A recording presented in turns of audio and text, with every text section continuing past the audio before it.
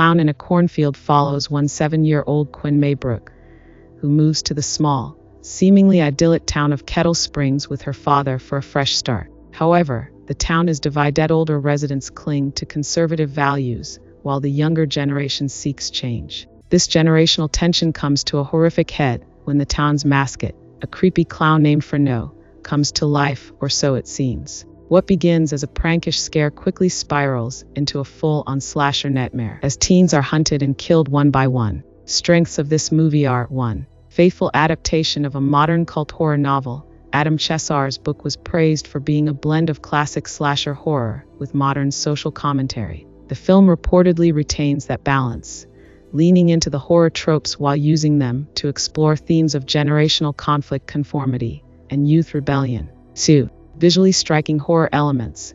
The rural cornfield setting is inherently eerie, and the clown imagery adds a layer of campy but terrifying visual horror. Expect foggy fields, bloody chases, and scarecrow-like setups, a playground for practical horror effects. 3. Genre-savvy direction.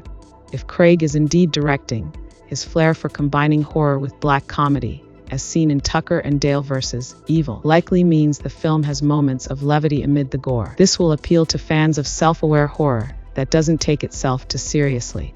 Weaknesses are: 1. Familiar formula. While the killer clown trope and teen slasher formula are executed well, they don't break new ground. Viewers looking for innovation in horror might find this film predictable. Fans of the genre will enjoy the ride. 2. Potential PG-13 sanitization. If aimed at a younger audience, the film might tone down the violence, which could disappoint hardcore horror fans expecting intense slasher action.